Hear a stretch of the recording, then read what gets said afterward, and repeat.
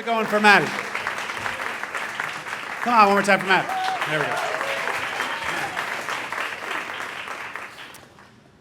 So my parents are lovely people, but they are terrible cooks.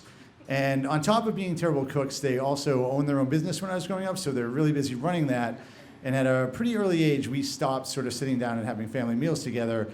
And my brother and I were sort of left to fend for ourselves. So it was a lot of cereal and pizza bites and mac and cheese and that type of thing. So good food was never really part of my life. And good food was never something that I really equated with that feeling of being home. And when I was 26 years old in 1997, I moved from my small, sleepy town in Massachusetts out to Los Angeles. And my whole world was just blown wide open in every way, but especially when it came to food. All of a sudden, I was introduced to all these exotic spices and textures and flavors, and I just couldn't get enough of it. I loved authentic Mexican street food, tacos and burritos. And if I was having a particularly bad day, like if I was feeling homesick, or if I felt like I didn't fit in out here, or if I was questioning if I made the right decision by leaving my friends and family and coming out here, I would go down to my favorite stand and I'd order a burrito, take it back to the roof of my apartment in Los Feliz, and I'd eat it while I was like looking at the sunset and or the view of the city, and it just always made me feel better. So at the time of the story, I had been living here for about a year and a half, and I just fallen into a bit of a funk. I was really, really homesick. And I was working as a production assistant on set, and it was just this terrible job. I had been on it for about 2 months, hadn't had a day off in like a month or so, and it was just grueling hours and terrible pay and a really unhappy crew.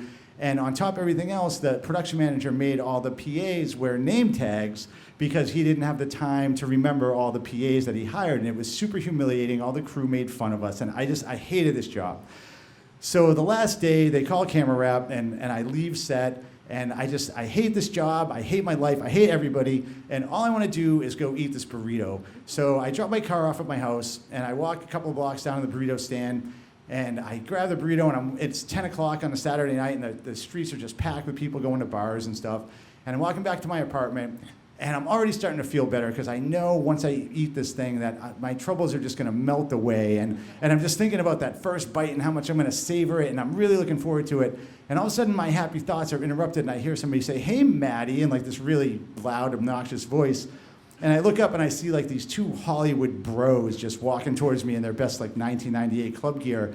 And I'm thinking, like, how do I know these guys? And as they're walking by, one of them reaches out just below the stupid name tag I'm still wearing, and he like twerks my nipple. He's like, whoop, and he makes that sound and everything. And I don't know if it was because I just felt like I was getting bullied for the last 2 months, or if because these two meatheads just like ruined my burrito zen moment I was having. But I like flew into like this primal rage, and without even thinking, I just turned around and I just fired my burrito at this guy as hard as I could. And as soon as it left my hand, I knew I had made a mistake, because firstly, I very much wanted to eat that burrito. And secondly, these guys were way bigger than me, and even if I wanted to fight them, which I did not, there's no way I can win this fight. And I'm watching it go, it's in like slow motion, and I'm like, it's just toppling end over end, and I'm like, please God, let it miss him. And it just bullseyes this guy right between his shoulder blades, and like explodes like a Jackson Pollock painting all over his fancy club shirt. And the guy turns around and he's pissed, and he's like, "What the fuck is your problem, man?" Which is a pretty legitimate question to ask when somebody throws a burrito at you. And I'm just having this surreal moment. I don't know what to do. I can't believe I just done this. And I'm like standing there with my jaw wide open. I don't know what to say. And he takes a step towards me, and my rage is replaced by fear, and I just take off running. And he starts chasing me, because that's exactly how that unfolds in the wild. And so I'm running, and I'm immediately tired. I know I'm not going to make it to my apartment. And I see this line of people standing in line, like waiting to get into a bar. And I'm like, I'm just going to blend in with that crowd. So I like slip into line real quick, and it does not work at all. They have seen me stop, and they are immediately in my face, and they're screaming at me and threatening me. And everybody in this line is like, what is going on? And I just decide, like, I'm going to play dumb and deny everything. And I'm like, hey, man, I don't know what you're talking about. I've been standing in line for like a half an hour. Like, you got the wrong guy. Why would I throw a burrito at you? That's nuts.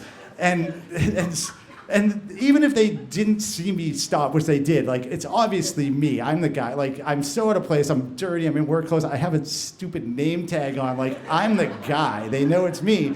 But I'm committed to this line now. And I'm just denying everything that they say. And a few more minutes go by, and I can see these guys start to doubt themselves. And they have this look on their face like, is this not the guy who just hit us with the burrito? He's very convincing.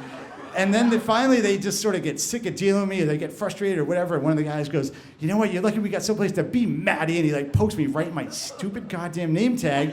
And I'm just like, and they like leave, and I really dodged a bullet, but my adrenaline is pumping and my heart is pounding. I feel like I'm gonna puke, but on top of everything, I'm just really, really hungry. So I decide I'm gonna go get another burrito. So I go and I get a burrito, and I'm walking back up the street past this line of people, and people who have seen just what happened see me walking with a burrito, and they're like, oh my God, he is the guy with the burrito.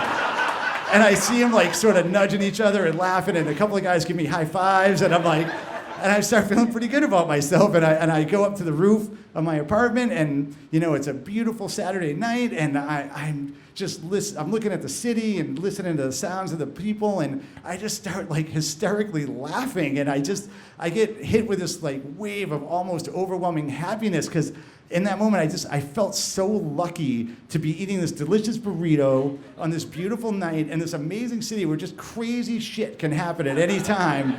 And as I finished that burrito for the first time since I moved to Los Angeles, I was just really happy to call this place home. So thank you. For Matty.